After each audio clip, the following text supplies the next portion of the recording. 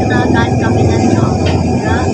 Saya Hanifah Muhammad, sebagai Novia.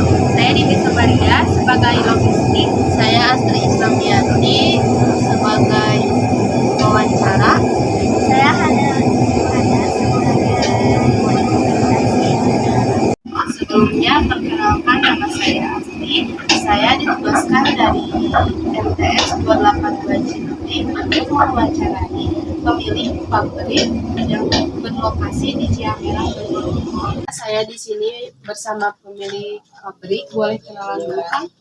Ya, perkenalkan, nama saya Hasbi Islanjaitan, anak dari pemilik pabrik ini sebenarnya. Kalau boleh tahu, nama pabrik ini apa? Pada awal didirikan, nama pabrik ini yaitu RSN, yang kemudian pada masa tahun 2021 itu bukan berubah nama, tapi punya induk perusahaan yang bernama Berkah Dua Putra. Jadi induk dari RSN itu ditingkatkan lagi jadi Berkah Dua Putra. Berkah Dua Putra itu cabangnya ada RSN dan yang lainnya, seperti itu. Apa yang diproduksi di pabrik ini? Tentunya yang diproduksi di pabrik ini utamanya dalam sektor industri makanan, tapi makanan ringan dan makanan yang sudah jadi, yaitu kerupuk yang kemudian nanti ketika kita pasarkan itu sudah siap untuk dimakan. Sebelumnya kalau boleh tahu siapa pemilik pabrik?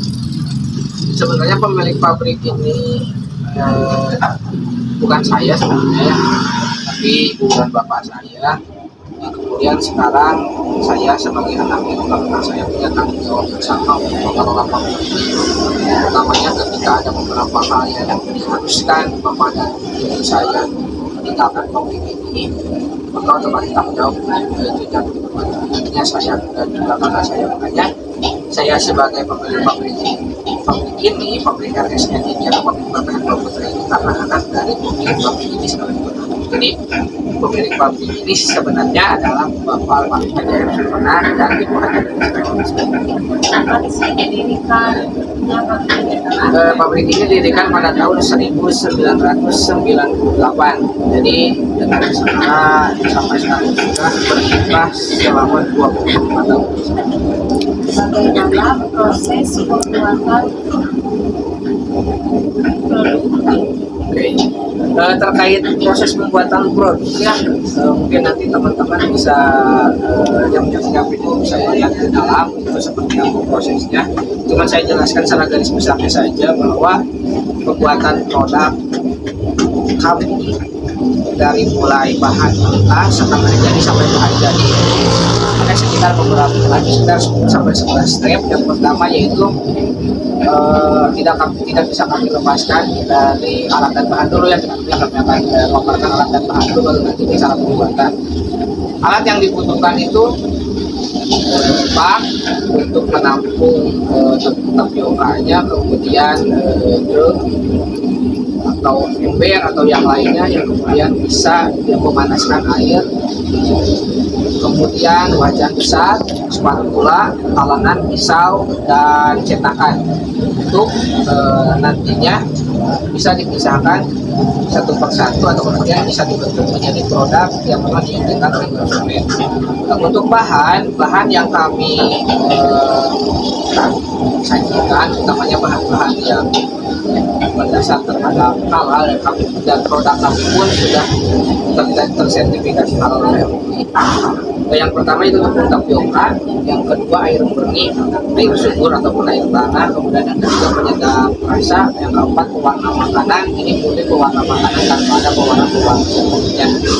Kemudian yang kelima itu cabai untuk pemahaman konsumen yang meminta diberikan cita rasa pedas terhadap beberapa produk, adapun yang original itu ada yang pedas itu ada, seperti itu.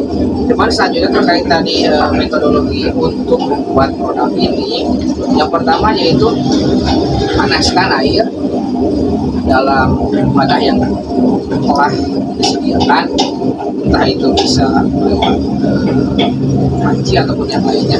Utamanya dalam skala besar itu bisa disesuaikan. panaskan air itu dicampur dengan pewarna makanan yang kamu tidak basah. Kemudian setelah itu sambil menunggu air, kemudian yang kedua siapkan tepung tapioka dengan merek apapun itu bisa untuk digunakan, cuma nanti di hasil akhir itu ada perbedaan sedikit terkait dengan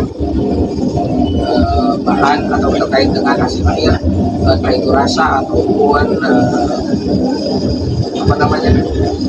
besar kecilnya produk. Yang kedua itu tepung tapioka disiapkan, kemudian yang ketiga ketika air tadi sudah panas, sudah mendidih, lalu masukkan ke dalam tepung tapioka tersebut, kemudian dicampurkan, diaduk itu memakai tangan ataupun bisa dengan alat yang lainnya untuk supaya air dan tepung tapioka itu diaduk dan sampai dipijat-pijat ataupun pokoknya disatukan sampai adonan tersebut mengeras dan kenyal. Setelah itu masukkan adonan tersebut ke dalam cetakan yang memiliki diameter kurang lebih 1,1 cm. Kemudian nanti dipotong.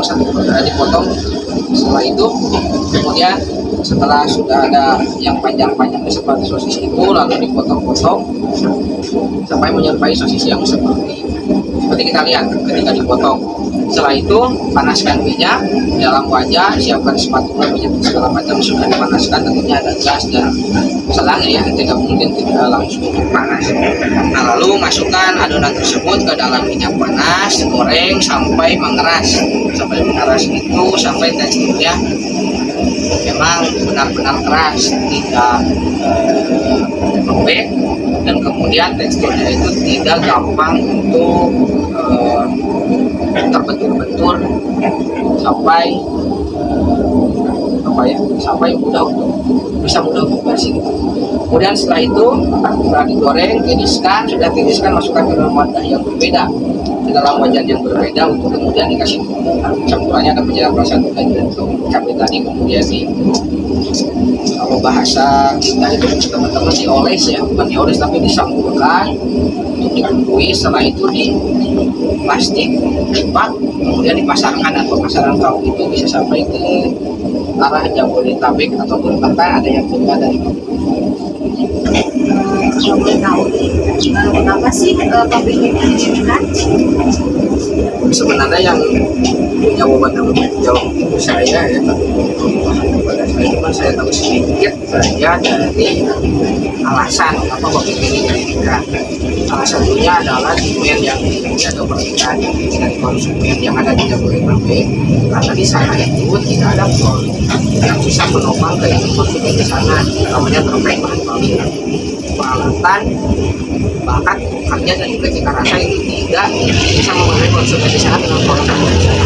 Hanya mereka mengajak ataupun mereka memesan menjadi konsumen dari pabrik-pabrik yang ada di wilayah-wilayah pesisir seperti wilayah ini. Makanya ketika pada masa itu untuk memenuhi itu harus ada supply yang seimbang supaya terjadi stabilitas terhadap demand dan supply dari konsumen. Makanya kami kemudian buatkan produk ini untuk mereka-mereka yang ada di Jabodetabek, seperti banyaknya kalau misalnya produk yang ada di Bandung itu ada banyak yang ada di Tangerang juga pernah, di Jakarta, di Bekasi, bahkan ada di Cikampek dan sekitar. Jadi itu sebenarnya karena kebutuhan konsumen yang ada. Terima kasih atas waktunya sudah berkenan untuk diwawancarai. Sekian video wawancara dari kami. Wassalamualaikum warahmatullahi wabarakatuh.